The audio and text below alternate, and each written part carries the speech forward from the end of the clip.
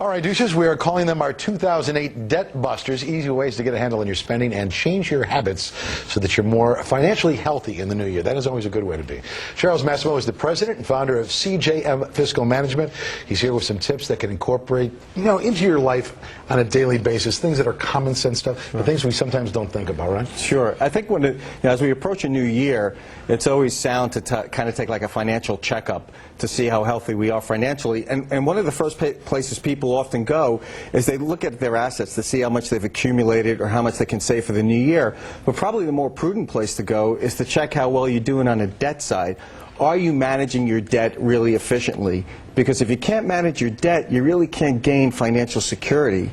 And there's some great online sites that'll help you manage your debt pretty efficiently. Do you look at, when you say your debt, do you look at, okay, how much am I paying out for rent? How much am I doing here? Along with what you owe. Absolutely. I think you have to look at all the different types of debt you have.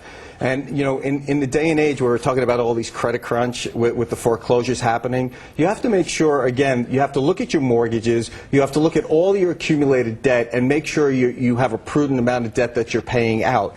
And you have to try to consolidate as much as possible or actually eliminate in areas that you can. Do we as a society generally, I mean, it has been in the last 20 years or so, we kind of live beyond our means. We're charging and we're charging and we're charging, and we forget that this actually comes at the end of the month. Yeah, absolutely, especially now when we're approaching the end of the month of January after the holidays, and we're going to get this bill and it's going to kind of put some shock into what we have. And I think, another great way to help reduce some of that debt, we talk a lot about using brand names.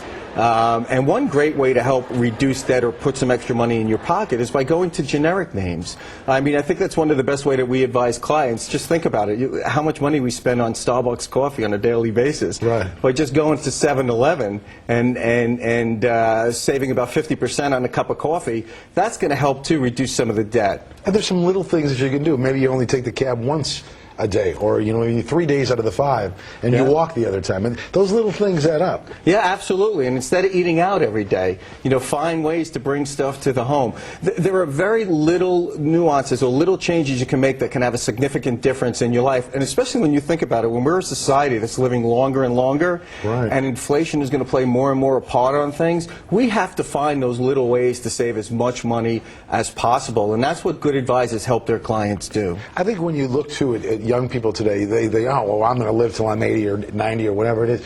But if you put a little away now, people don't realize, and I guess our dads always told us, it accumulates and it rolls over and it gets interest and all of that, and it's painless to get there. It really is painless, and I think whether you're an investor just starting out or a seasoned investor, you have to have some sort of discipline in place, and that discipline has to start very early.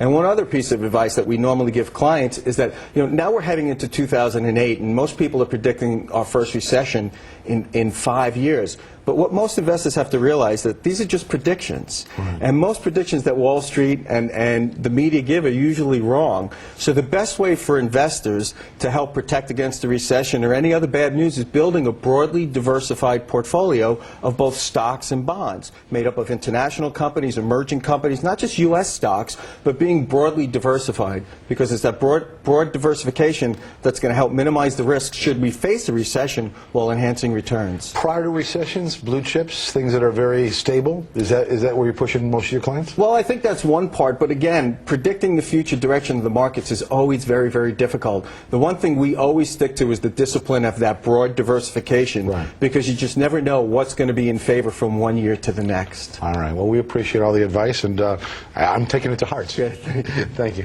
Appreciate My pleasure. Thank you. Charles, just some great advice. For more on the little things that you can do to beat debt in the new year, head to our website, WCBSTV.com. Click on the